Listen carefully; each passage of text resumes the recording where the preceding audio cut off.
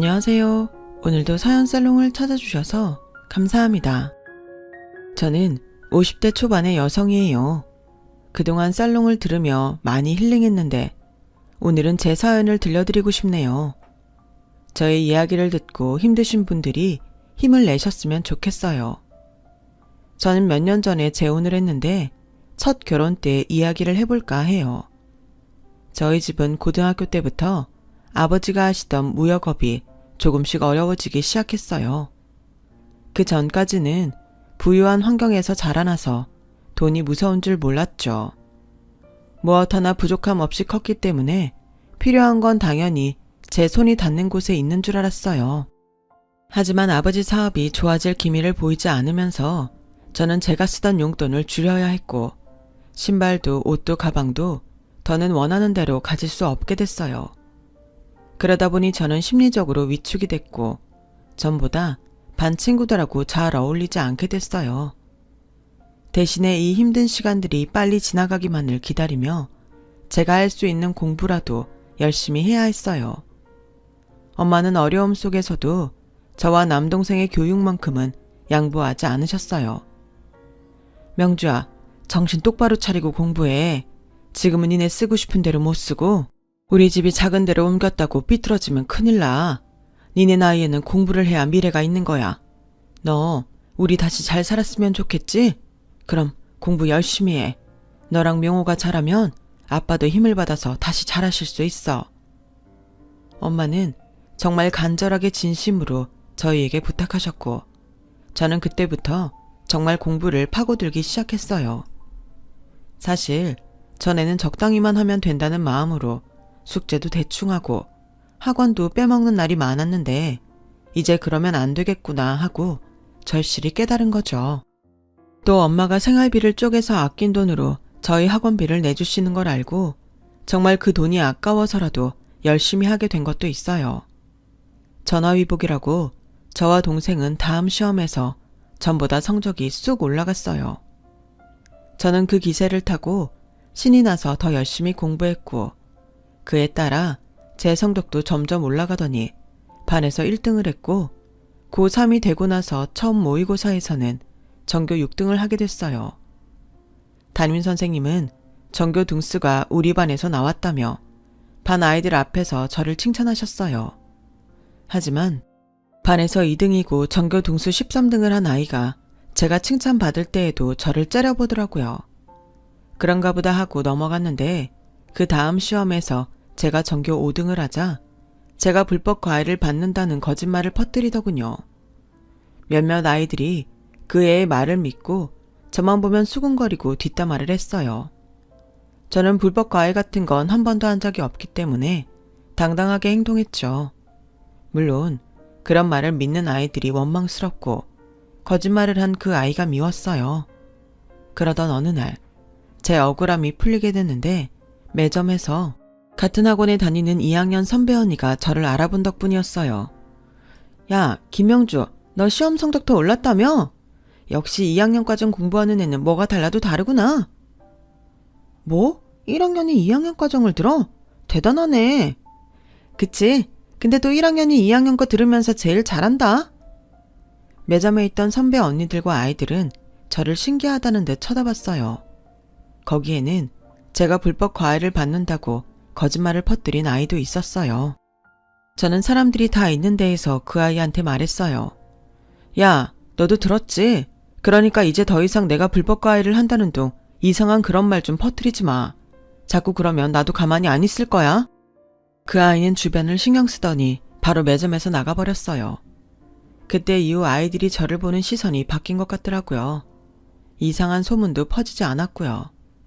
저는 제가 잘하면 모든 건 제자리로 돌아온다는 큰 깨달음을 얻으며 고등학교 생활을 했죠. 친구들도 더 많아졌고 전에 저를 흉보던 아이들도 저한테 친절해졌거든요. 그때부터는 별 탈 없이 학교 생활을 이어갔고 저는 명문대에 전액 장학금을 받을 수 있는 과로 진학했어요. 제가 학교에 가면서 어려웠던 집의 경제 사정도 조금씩 좋아지기 시작했어요.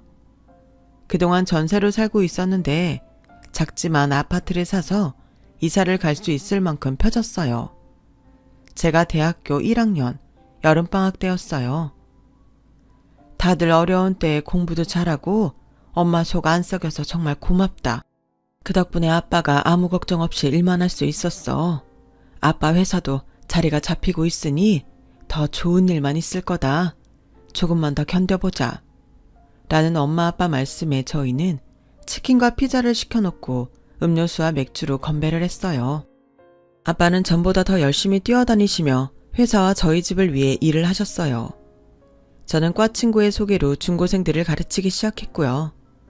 저희 집이 생겼고 아빠의 수입도 늘어나고 있었지만 제가 벌 수 있는 만큼 벌어서 엄마에게 드리고 싶었거든요. 그런 제 사정을 알게 된 친구가 자기한테 들어온 거해를 저한테 준 거였어요. 나는 지금 2명 가르치고 있거든. 근데 은근 스트레스라서 더 많이 하면 안 될 것 같아. 내 공부도 해야 되고 너한테 꼭 필요한 자리인 것 같은데 잘해봐.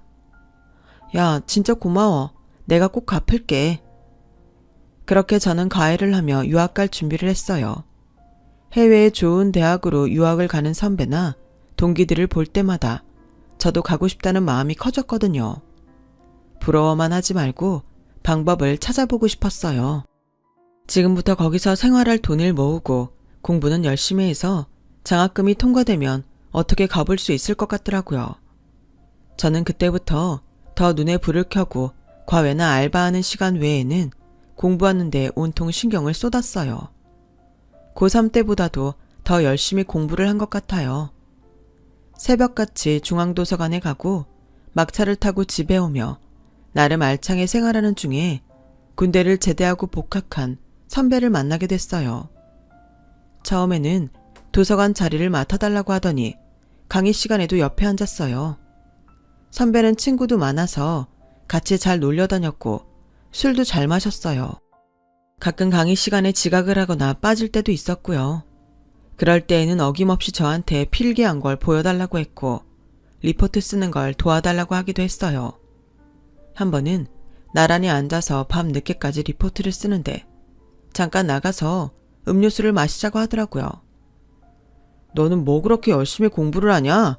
아직 대학교 2학년인데 좀 놀기도 해야지. 유학 가고 싶다고 했다며. 너 정도 성적이면 그렇게까지 안 해도 유학 충분히 갈 수 있을걸? 성적 잘 받아놔서 나쁠 거 없잖아요. 잘 나올 수 있는 걸 노느라고 못 받으면 그것도 속상하고요. 그래도 2학년 때부터 너처럼 목숨 걸고 하는 애는 처음 본다. 남자친구도 좀 사귀고 그래봐. 나는 어때? 남자친구로. 저는 너무 뜻밖의 말에 잠시 할 말을 잃었지만 곧 지금은 그럴 수 없다고 잘라 말했어요. 하지만 선배는 제 생각보다 끈질겼어요. 야, 그럼 나 공부 가르친다고 생각하고 만나줘. 공부 커플, 그런 것도 괜찮겠다. 너도 그러면 공부 시간 안 뺏기잖아. 남의 공부를 봐주는 것 자체가 제 시간을 드리는 건데 어떻게 그렇게 생각하는지 모르겠더군요. 저는 정 그러면 강의 못 들은 건 설명을 해주겠다고 했어요. 선배는 그때부터 일주일에 2-3번은 도서관이고 학생회관이고 제가 있는 곳에 와서 빼먹은 강의 설명을 듣거나 리포트를 같이 썼어요. 이 정도면 너도 다시 생각해줘야 되는 거 아니야? 내가 아무한테나 그러는 줄 아나 본데 절대 아니거든. 그럼 제 공부 시간 방해하지 않는다고 약속해요. 안 그럼 시작 못해요. 그래도 사귀는 사이인데 데이트를 하다 보면 시간도 뺏길 수 있지. 안 돼요 그럼. 저는 유학 꼭 갈 거고 사실 선배랑은 어떻게 될지 모르는데 그렇게 시간 낭비할 수 없어요. 결국 선배는 알겠다고 하면서 일단 만나자고 하더군요. 저는 적당히 만나다가 헤어질 생각으로 가벼운 기분으로 사귀었어요. 제가 일주일에 한 번 일요일 오후에 만나는 걸로 약속을 정했는데 선배와의 관계는 용케 1년이 넘게 이어졌어요. 가끔씩 저한테 다른 날에도 만나자고 하기도 하고 강의를 빼먹고 놀러 가자고 한 적도 있지만 한 번도 들어준 적이 없기 때문에 어느 정도 있다가 포기할 줄 알았거든요. 그리고 4학년이 되었을 때 선배는 대기업 기획팀에 취업이 되었어요. 선배가 회사에 출근을 시작하면 저와 만날 시간도 없을 테고 자연스럽게 헤어질 거라고 예상했어요. 그럼 저도 유학에 필요한 시험들을 보고 준비해야겠다 마음먹었죠. 그런데 선배는 정말 뜻밖의 이야기를 꺼냈어요. 너 꼭 유학 가야 돼. 정 가고 싶으면 내가 보내줄게. 우리 결혼하자. 어쨌든 나 회사는 들어갔으니까 1년은 다니는 신용하다가 나가야 될 것 같아. 그러니까 결혼 먼저 하자. 결혼이라니 그게 무슨 뚱딴지 같은 소리야. 대학 졸업도 안 하고 뭔 결혼. 안 돼. 난 그러기 싫어. 졸업 안 하고 결혼하는 사람들도 있어. 그래도 결혼하면 여자가 집안일 더 많이 하게 되는데 난 공부에 지장 있는 거 딱 질색이야. 내가 너 공부할 수 있게 도와준다니까. 지금까지도 네가 만나자고 할 때 빼고는 안 만났잖아. 그렇게 해줄게. 선배는 왜 나랑 결혼하려고 해? 회사 들어가면 더 마음에 맞는 여자 만날 수도 있잖아. 그냥 네가 좋으니까 그런 거지 뭘. 라고 하는데 솔직히 기분 좋기도 했고 감동받기도 했어요. 그래도 졸업 전에 결혼을 하면 분명 공부가 흐지부지 될 것 같았어요. 저는 제가 졸업할 때까지도 그 마음이 변하지 않으면 그때 결혼하자고 했어요. 유학도 꼭 가야 된다고 했고요. 선배는 회사에 들어가서도 일요일 정해진 시간에만 저를 만났고 저와의 약속을 지켜줬어요. 그 모습에 감동한 저는 결혼을 결심했죠. 4학년 졸업 전에 양가 상견례를 시작하면서 결혼 준비에 들어갔죠. 선배의 아버지는 고등학교 때 돌아가셔서 어머니만 계셨고 대학에 다니는 남동생이 한 명 있었어요. 우리 형보다 공부 잘한다면서요? 그럼 자식들이 멍청하진 않겠다. 라며 껄렁껄렁 말하는 태도가 영 불편했지만 어른들도 있는데 참았죠. 저희 가족도 아무 말 안 하고 묵묵히 식사만 했어요. 시어머니는 좀 차가워 보였지만 그래도 예의에 어긋나는 행동은 안 했어요. 시동생을 보면 얼마나 보겠냐 싶어서 저는 그냥 무시하기로 했어요. 그리고 저는 졸업하고 한 달 만에 선배와 결혼을 했죠. 결혼식과 패백을 다 마치고 하객들 자리를 돌며 인사를 하는데 시동생이 누군가와 귓속말을 하면서 저를 계속 기분 나쁘게 쳐다봤어요. 제가 인사를 하면서 보니 시동생 또래의 여자였는데 저를 안 입고 온 표정으로 흘끔 보고는 음식만 먹더라고요. 기분이 나빴지만 좋은 날 그런 거 신경 쓰지 말자 싶어서 넘어갔고 저는 신혼여행을 갔어요. 거기서는 그런 일은 다 잊고 재미있게 놀다가 왔어요. 그런데 돌아와서 시댁에 인사를 하러 갔더니 대뜸 시동생이 빈정대더라고요. 형수, 고등학교 때 성적 잘 받으려고 불법 가해까지 했다며. 그래서 내 여친 언니가 형수 때문에 밀려서 완전 손해봤다던데. 자기 이익을 위해서는 범죄도 저지르겠어.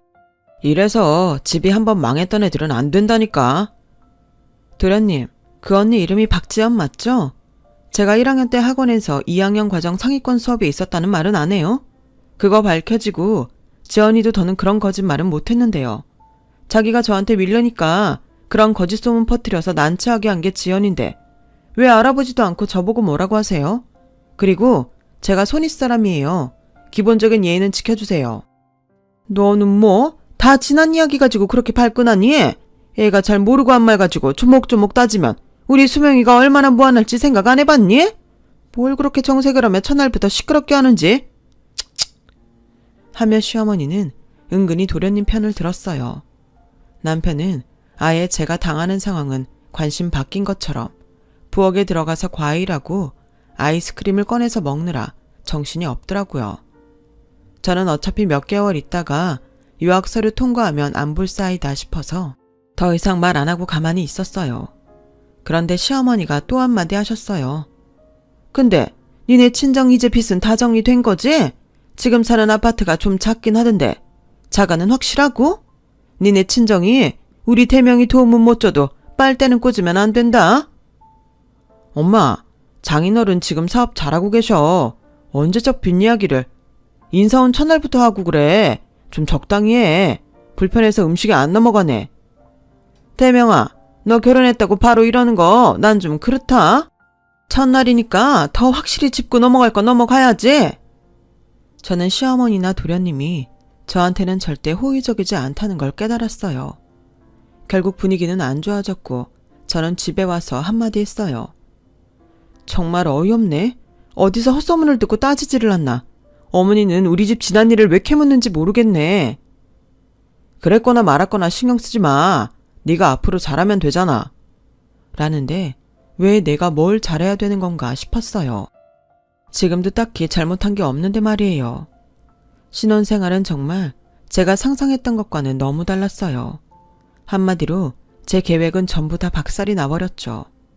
남편이 공부할 수 있게 전부 도와주겠다고 했지만 시어머니는 저를 아무 때나 불러서 마치 도우미처럼 부려먹었어요.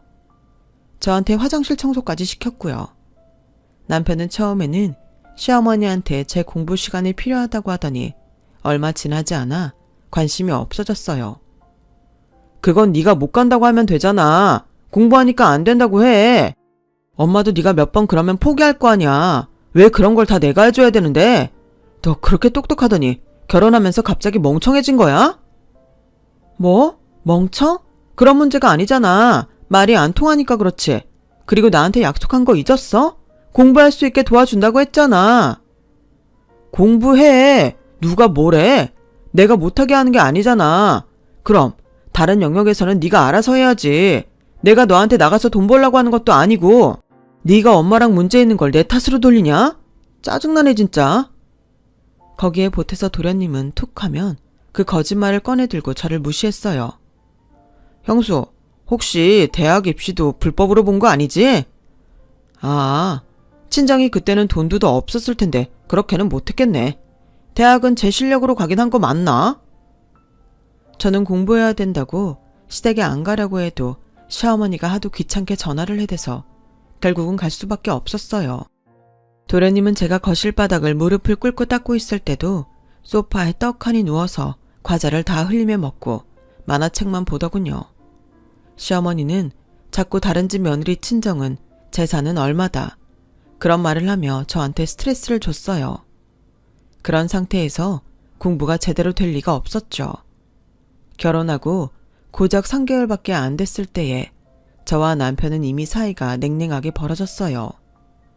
남편은 무조건 자기 잘못이 아니라면서 다 제 탓으로 돌렸어요. 야, 너 그럴 거면 나가서 돈이나 벌어. 그렇게 해서 유학 서류 통과가 되겠냐?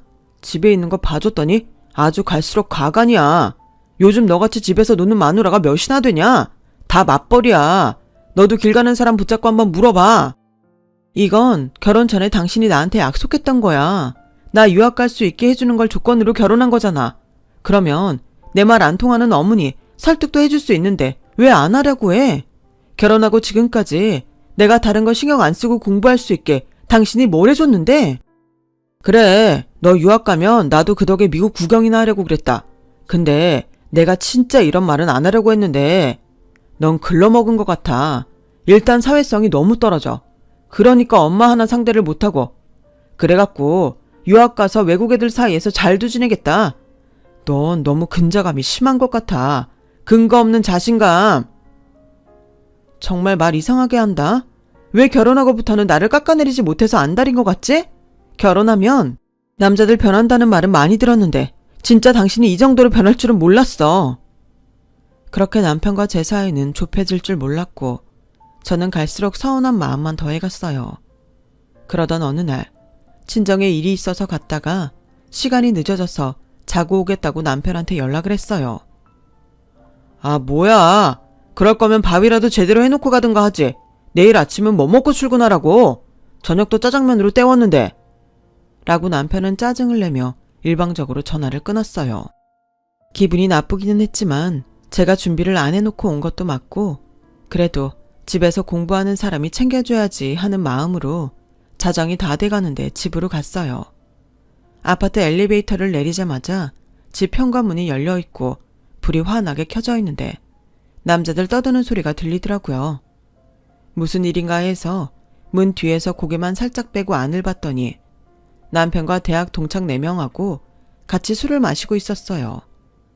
벌써 얼마나 마신 건지 현관에 빈 술병들이 줄줄이 널려 있었죠. 근데 대명아, 너희 장인어른 회사 물려받기 계획은 잘 되고 있냐? 너 평생 회사원 할 마음 없다고 맘만 해도 자기 사업 있는 집에 잡는다고 아주 오만 짓 다 했잖아.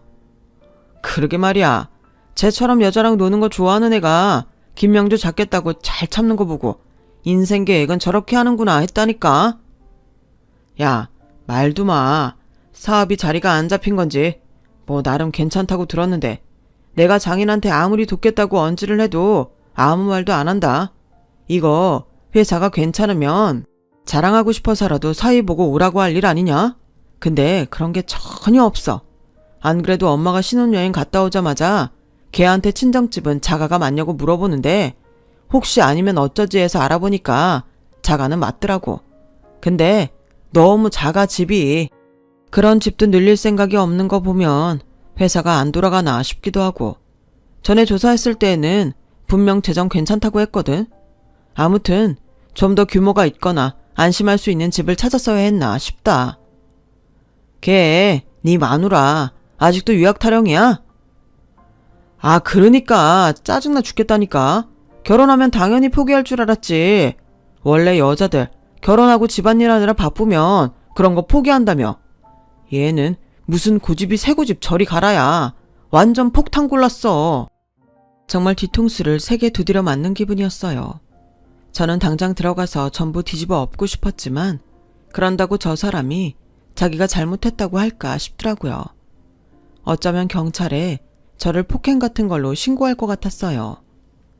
그동안 남편이 결혼해서 보여준 행동을 보면 그러고도 남을 사람이었죠. 저는 택시를 잡아 타고 나와서 시내 작은 호텔에서 밤새 화려하게 불빛이 반짝이는 거리를 보며 앞으로 어떻게 해야 할지 고민을 했어요. 남편이 아빠한테 회사 일을 돕겠다고 여러 번 말한 것 같은데 아빠가 왜 저한테는 그런 말씀을 안 하셨는지도 궁금했어요. 먼저 그것부터 물어봐야겠다 싶었죠. 제가 슬쩍 봤을 때 남편이 집으로 부른 대학 동창들은 학교에서도 공부 안 하고 잘 놀기로 소문난 사람들이었어요. 저는 며칠 지난 후 남편이 또 그 사람들을 만나는 것 같자 한마디 했어요. 그 사람들 학교 다닐 때도 평 안 좋았는데 지금도 백으로 회사 들어갔거나 아니면 술집하고 그런다며? 누가 알면 당신 회사 평가에서 안 좋을 수도 있는데 만나지 말지. 야, 누가 그래? 웃기지 말라 그래. 당신은 왜 남의 친구들을 그렇게 말해? 진짜 기분 되게 나쁘네. 어디서 그런 구라를 듣고 와서. 아, 당신은 당신 동생이 나에 대한 거짓말을 맨날 나불대면서 나를 무시하는 건 괜찮은데 당신 친구들을 사실을 이야기하는 것도 기분 나쁘구나. 당신 친구들은 성역이라도 돼? 동창들이 다 아는 말이 왜 기분 나빠하지? 라고 아무렇지 않은 척 받아쳤지만 속으로는 결혼 정말 잘못했다고 뼈저리게 후회했죠. 저는 이혼을 고민하기 시작했어요. 그런데 갑자기 주말에 도련님하고 결혼할 여자가 집에 온다며 저보고 와서 음식 준비를 하라는 거였어요. 아빠한테 아직 남편에 대해 물어보지도 못한 때였어요. 우리 수명인 짝인데 내가 식당에서 배달해서 먹일 순 없잖아. 너 백화점에 가서 과일도 몇 가지 하고 와인도 최고급으로 한 병 사와라. 그럼 영수증 다 가져갈 테니까 그 돈은 전부 어머니가 주세요. 라고 말한 후 어머니 대답을 듣지도 않고 전화를 끊었어요. 제가 장을 봐서 집에 갔더니 시어머니는 안방에서 누구랑 통화를 하더군요. 부엌에다가 장본걸 내려놓고 냉장고에 과일을 넣는데도 시어머니는 제가 온 줄 모르고 계속 통화만 하셨어요. 야, 됐어. 대명은혜를 왜 소개시키냐? 음식만 다 하면 바로 가라고 할 거야. 아주 내가 걔 볼수록 정이 안 가서 미치겠어. 오늘도 뭐라고 그러는 줄 아니? 장본거 다 나보고 돈 달래. 뭐 그런 며느리가 다 있나 모르겠어. 결혼해서 몇 달 되지도 않은 게. 걔네 집? 사업? 야, 아주 코딱지만한 건가 보더라. 구멍가게 수준. 내가 진짜 쪽팔려서 어디 가서 말도 못해. 집이니까 내가 말하는 거지. 대명의 인생 아주 꼬였다니까. 저는 더는 못 참고 안방으로 들어갔어요. 어머니, 그게 대체 무슨 말씀이세요? 저 때문에 그 사람 인생이 꼬여요? 꼬인 건 저예요, 어머니. 시어머니는 휴대폰을 끊지도 않고 그걸로 제 얼굴을 막 찌르면서 넌 잊어보니까 집안만 모자란 게 아니라 경우도 없구나. 하여간 집안이 빚더미나 안고 그러니 애새끼들도 이 모양이겠지. 라며 소리를 지르는데 마침 남편이 왔어요. 아, 왜 또 시끄러워? 너냐? 또 너야? 야, 오늘 내 동생 결혼할 사람 집에 오는 날이다. 그런 날까지 이 지경을 만드냐? 더 들을 것도 없었어요. 저는 바로 앞치마를 벗어서 남편 얼굴에 집어 던지고 제가 사갔던 와인을 들고 집으로 와버렸어요. 분명 돈을 줄 것도 아닌데 그 비싼 걸 그 인간들이 마실 걸 생각하니 너무 열이 뻗치더라고요. 뒤에서 시어머니와 남편이 저한테 싸가지 없다, 뭐 저런 게 다 있냐 하며 욕을 해댔지만 그러든지 말든지 내버려 뒀어요. 더는 상관하고 싶지도 않았고 빨리 연을 끊어버리고 싶었어요. 어쩌다가 저런 인간의 가면도 못 알아봤는지 제 자신이 너무 바보 같아서 입술을 깨물면서 신혼여행 때 가져갔던 커다란 캐리어를 꺼내서 제 짐을 싸고 있었어요. 그런데 현관문이 열리는 소리가 나더니 남편의 시어머니의 도련님까지 뛰어 들어오더라고요. 제가 앞치마를 벗어 던지고 온 게 그렇게 큰일인가 싶어서 그 사람들 쳐다봤죠. 그랬더니 도련님이 형수 빨리 내놔. 형수가 가져갔지? 황금 술잔 24K짜리 4개. 제가 그걸 왜 가져와요? 쓸데도 없는데. 그럼 가만히 있던 술잔이 발이 달려서 어디로 갔겠니? 너 내가 사오라고 한 와인도 도로 가져왔잖아. 너밖에 그런 짓 할 사람이 더 있어? 저 안 가져갔어요. 그러니까 비키세요. 라며 세 사람을 피해 캐리어를 끌고 나가려고 하자 도련님이 저를 붙잡고 시어머니가 캐리어를 눕혀 제 물건을 다 뒤지는 거였어요. 이게 뭐 하는 짓이에요? 남의 물건에 왜 손을 대고 그래요? 당신이야말로 이게 뭐야? 꼭 오늘 같은 날 이래야겠어? 그리고 이건 또 뭐야? 집을 나가기라도 하겠다는 거야? 그래, 나갈 거야. 박대명 씨, 너는 우리 아빠 회사 어떻게 해보려고 나랑 마음에도 없는 결혼한 거잖아. 내가 뭐가 모자라서 당신 같은 사람하고 이런 수모를 당하면서 살아야 되는데? 그러자 갑자기 남편이 제 뺨을 때리더군요. 시어머니는 물건을 뒤져도 술잔이 나오지 않자 분풀이를 하듯이 내가 뭘 했어? 얘 쎄하다고 했잖아. 여자가 나긋나긋한 맛이 없는 것도 모자라서 사업이라고 하는 티도 안 나는 친정에 내가 더 괜찮은지 말아보라고 했지. 이게 뭐냐? 결국 이런 꼴이나 당하고. 당한 건 나죠. 댁들이 아니라. 댁들이 뭔데 함부로 남의 집 재산에 손을 대려고 들어. 누가 그렇게 내버려나 둔대? 저는 저를 잡고 있던 도련님 팔을 거세게 뿌리친 후 다시 짐을 쌌어요. 와, 내가 살다 이런 여자는 진짜 처음 본다. 형은 어떻게 여자 보는 눈이 이렇게 낮아? 어이가 없네 진짜. 저는 그 사람들이 떠들거나 말거나 짐을 끌고 현관을 나와버렸어요. 그러자 남편은 엘리베이터 앞까지 쫓아와서 너 진짜 나가는 거야? 각오는 된 거고 집안 식구들이 말다툼 좀 했다고 결혼한 지 3개월 된 여자가 짐을 싸? 박대명, 너는 손찌검이 말다툼이니?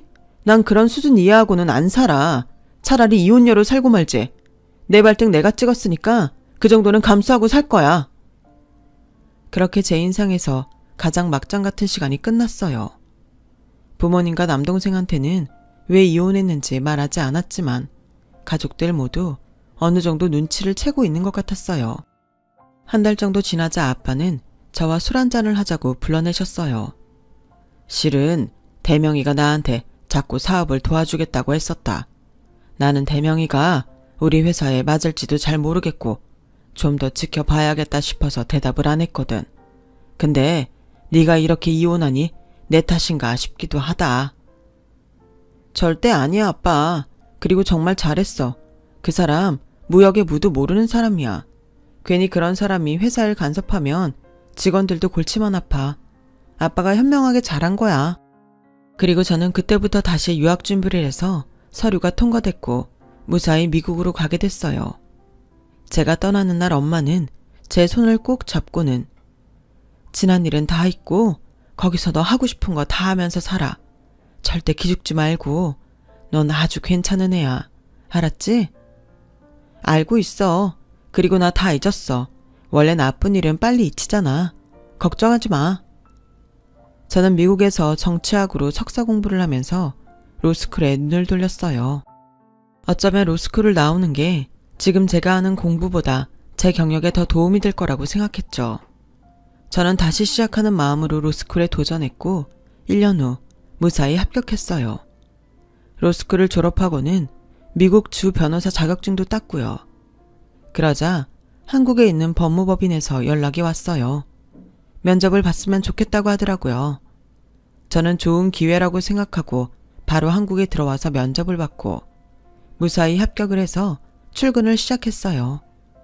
일은 재미있었고 승소를 할 때마다 짜릿한 기분도 너무 좋았어요. 제가 회사에서 제일 실적이 좋은 건 아니었지만 그래도 착실히 경력을 쌓았고 다른 직원들과도 좋은 관계를 유지했죠. 어느 날 제 앞으로 회사 횡령 소송이 들어왔어요. 그런데 피고인 이름이 너무 낯이 익은 거예요. 바로 전 남편과 그 동생의 이름이었어요. 나란히 이름이 있는 걸 보니 그 두 사람이 맞는 것 같았어요. 생년월일도 그렇고요. 보니까 전 남편과 동생은 동생 아내의 친정회사에 이사로 들어갔고 야금야금 회사 돈을 빼돌리고 있었더라고요. 누가 봐도 횡령이었어요. 회사원 하다가 인생 끝내기 싫다더니 결국은 연줄로 남의 집 회사에 들어갔구나 싶어 헛웃음이 나왔어요. 어떻게 인생을 그렇게 비겁하게 살려고 하는지 이해도 안 됐고요. 고소인이 동생 아내의 아버지였고 횡령을 확인한 후 둘의 행적이 다 들통이 나서 동생도 아내와 헤어졌더라고요. 저는 전 남편과의 관계가 있어서 위에 보고하고 다른 변호사에게 사건을 넘겼어요. 그 변호사가 전 남편과 가족에 대해 물어보는 건 사실대로 다 이야기했죠. 그리고 제가 한 번은 그 변호사와 함께 법원에 갔는데 거기 와 있던 전 남편과 동생이 저를 보자 눈이 커지더라고요. 아니, 여길 왜 왔어? 혹시 우리 재판받는다고 소문 듣고 고소하다 뭐 그런 심정으로 구경 온 거야? 그런 거면 번지수 틀렸어, 형수. 아니, 김명주 씨. 우리 이 재판 안 져. 횡령 아니라는 거 다 입증할 수 있다고. 라며 제 앞에서 두 형제가 거들먹거리는데 변호사가 두 사람 입을 막았어요. 김 변호사님한테 쓸데없는 소리 하지 마시고 저쪽으로 가세요. 김변, 이따 봐요. 김 변호사? 두 사람은 그 변호사가 저한테 김변이라며 친근하게 인사하는 걸 보고는 얼굴이 하얘지며 말을 잇지 못했어요. 제 소송건 재판이 끝나고 나오는데 전 남편과 동생은 가지도 않고 저를 기다리고 있다가 제 앞을 막아섰어요. 저기, 변호사면 법에 대해 잘 알지? 그 변호사한테도 우리 이야기 좀 잘해줄 수 있어? 박대명 씨, 지금 제정신이에요? 변호사한테 불법 청탁하는 겁니까? 형수, 살벌하게 무슨 그런 말을 해. 지금 부탁하는 거잖아. 우리 그래도 알고 지낸 시간들이 있으니까. 형은 형수한테 진심이었어. 오죽하면 형은 결혼도 안 하고 혼자 지내겠어. 그게 아니라 자기 평생 편하게 해줄 여자를 못 찾은 거겠지? 에이, 그런 말이 어딨어, 형수. 그러지 말고 잘 좀 봐줘. 넌 아직도 그 반말 찍찍하는 버릇 못 버렸구나. 너 법정 모독죄하고 불법 청탁죄 이런 걸로 현장 체포 당하고 싶어? 그런 거 아니면 입 닥치고 사라져, 둘 다. 제가 세게 나오자 두 사람은 겁먹은 표정으로 얼른 자리를 떠났어요. 그 다음날 전 남편은 저희 회사 앞까지 찾아왔어요. 명주아, 옛날에는 진짜 너무 미안했다. 그때 잃어버렸다는 술잔 말이야. 그거 수명이 자식이 자기가 박스에서 꺼내놓지도 않았더라고. 착각했대. 실수였어. 그러니까 부탁 좀 하자. 시댁 식구 앞에서 내 편 한 번도 안 들어주고 내 얘기는 안 믿고 손찌검까지 한 사람 부탁을 내가 왜 들어줘요? 그리고 댁들 증거 빼박이에요. 나한테 횡령 아닌 증거 다 있다고 했죠? 근데 왜 이렇게 추하게 나한테 와서 부탁을 해요? 법이 우스워요? 이런 걸 부탁한다고 해결이 되게? 왜 이래? 우리도 알 거 다 알아. 법이 있는 사람들 편인 거. 너도 이제 있는 사람이라 그거냐? 나 같은 사람은 봐주기 싫다. 이거야? 지금 말 다 했어? 너 이거 잘못하면 무고죄야. 어제 일까지 싹 다 해서 내가 고소해버릴까? 제가 큰 소리를 치자 사람들이 다 저와 전 남편을 쳐다봤고 그제야 남편은 비굴하게 허리를 굽혔어요. 그러지 말고 좀 도와주세요. 저희 잘못하면 다 길거리에 나앉아요. 당신 변호사하고 상의하세요. 더 이러면 저기 경비하시는 분들이 당신 이 자리에 있지도 못하게 할 거예요. 전 남편은 어쩔 수 없이 돌아가더군요. 하지만 그 뒤로 동생과 시어머니가 또 저를 찾아왔어요. 시어머니는 언제부터 저하고 친했다고 제 두 손을 맞잡고는 잘 지낸 것 같아 너무 다행이다. 우리가 인연이 있긴 있나 보다. 사람은 이런 인연을 잘 둬야 되는데 라길래 저는 손을 확 빼면서 악연은 인연이 아니죠. 이보세요. 아들들 교육 잘못 시켰으면 창피하고 부끄러운 줄 알아야지.